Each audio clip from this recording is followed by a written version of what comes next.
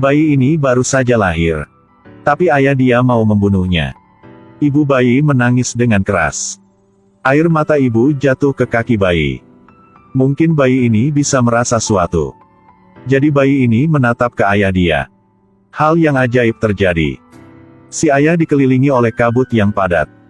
Aduh, sekarang si ayah kelihatannya lebih hitam daripada bayinya. Si ayah merasa sangat sakit. Si ayah inilah dewa matahari. Cahaya dan aura dia belum pernah ditutupi. Inilah pertama kali setelah 1000 tahun. Para dewa yang lain juga merasa aneh.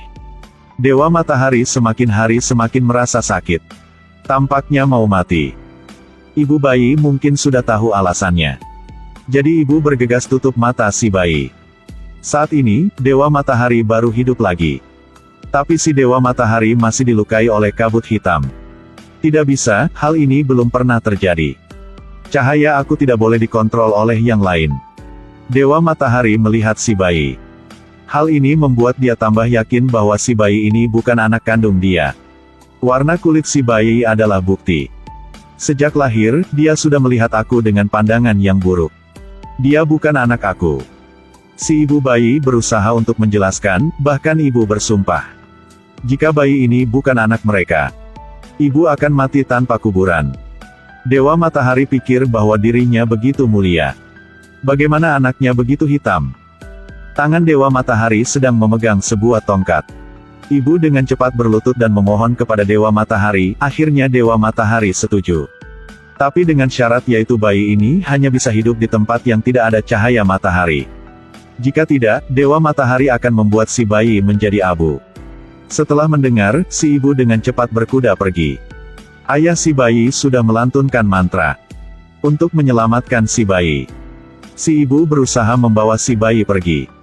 Untungnya, ibu dan bayinya sudah sampai tempat itu sebelum matahari terbit. Melompati tebing yang tinggi dan curam. Kehidupan bayi ini memang ajaib. Ibu sudah memeluk si bayi dan berjalan di tanah yang begitu aneh. Ingat kembali kata kritik dari dewa matahari. Si ibu tidak bisa berhenti menangis. Alam selalu menggoda manusia. Dewa matahari, yang memberikan cahaya kepada seluruh dunia. Tapi anak dia tidak bisa menikmati cahaya matahari di sepanjang hidupnya. Air mata ibu jatuh ke muka si bayi. Si bayi sepertinya merasa suatu. Tidak lama kemudian, longsor terjadi di gunung ini. Si ibu melihat bayinya lalu menyentuh muka dia. Lalu si ibu menghibur bayinya. Yo anakku, jangan nakal nah. Ibu tidak akan menangis lagi nah. Ibu menghibur anak sambil hapus air matanya. Akhirnya, si bayi sudah tenang kembali. Melihat kulit bayi begitu putih. Ibu berikan nama kepada bayi Sani. 10 tahun kemudian. Tamu tanpa undangan datang sudah mengganggu kedamaian tempat ini. Sani memang terkejut saat melihat jejak orang itu. Ya Tuhan, kaki ini berukuran hampir 3 meter.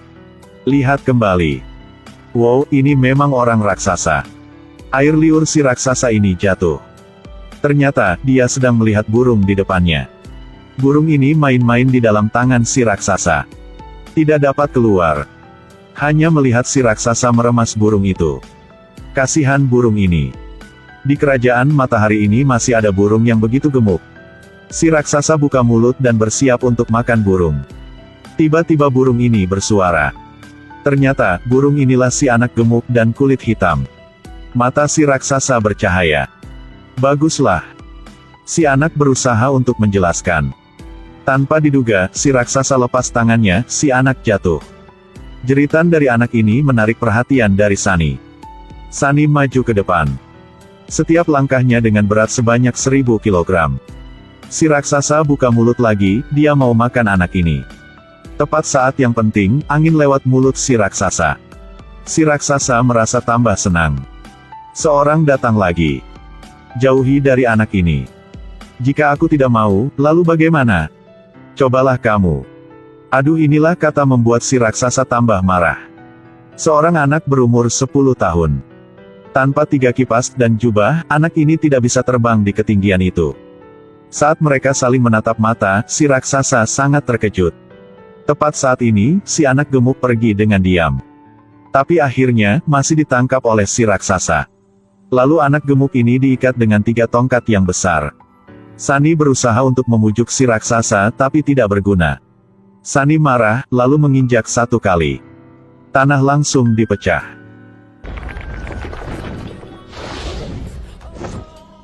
Lalu dia ambil sebuah batu. Di tangan. Si raksasa bilang, kamu mau melemparkan aku? Aduh, takut sekali. Sunny langsung bertindak. Ternyata, Sunny melempar batu ke sarang lebah. Dan bilang bahwa Sunny tidak mau melukai si raksasa. Sarang lebah inilah hadiah yang sudah Sunny siapkan. Untuk menurunkan rasa lapar dan marah si raksasa. Inilah sempat yang terakhir buat kamu. Si raksasa memecahkan sarang lebah segera. Kamu pikir aku memburu karena lapar? Hobi aku itulah memburu. Si raksasa meniup dengan keras. Asap putih ke arah Sunny. Tanpa diduga, Sunny tidak pingsan. Si raksasa merasa malu. Dia memakai tangan yang besar lalu memegang Sunny. Meremas Sunny. Lalu melempar ke tanah. Si raksasa pikir Sunny sudah mati. Lalu si raksasa ketakutan.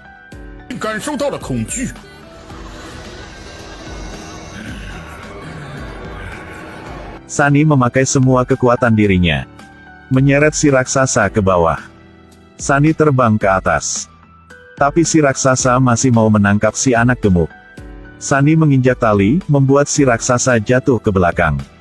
Tapi dia tidak menyerah. Si raksasa pergi ke sebuah gunung. Lalu melempar ke langit. Reaksi kimia antara awan dan gunung terjadi. Angin puting beliung datang. Membawa anak gemuk ke langit. Sunny melihat lalu melompat ke atas untuk menyelamatkan anak gemuk. Tapi anak ini sudah pingsan. Sunny sangat marah. Sunny memakai auman singa yang sudah Sunny belajar dari Afrika. Mata si raksasa memang ketakutan. Dalam sekejap, abunya hilang. Kejujuran dan keadilan selalu dilindungi. Hanya Sunny yang tersisa dengan ketakutan. Ibu Sunny sedang mencari dia. Karena tidak lama kemudian matahari terbit. Jika Sunny memaparkan sinar matahari, akan menjadi abu. Sunny juga menyadari bahwa matahari akan terbit sebentar lagi. Sunny harus kembali ke hutan secepatnya. Matahari memang mau terbit.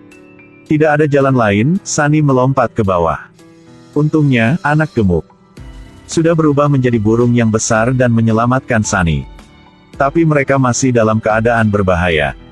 Sunny sedang naik burung terbang ke depan. Matahari hampir terbit.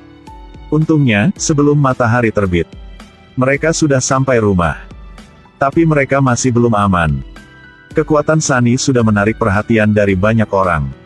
Baik dewa yang baik maupun yang jahat. Semuanya sedang berfokus kepada si Sunny. Kerajaan menyuruh 2 dewa. Mau menebang pohon ingin dari Sunny. Menurut legenda, jika latihan di pohon ini, kekuatan akan libat 2 kali. Sunny menyerang mereka, kamu mengejar aku untuk apa? Aku harus menakutkan kamu, biar kamu pergi. Tapi kamu belum hapus pikiran yang buruk. Aku akan mengejar kamu sampai saat kamu hapus pikiran yang buruk. Jangan ke sini. Dalam keadaan darurat.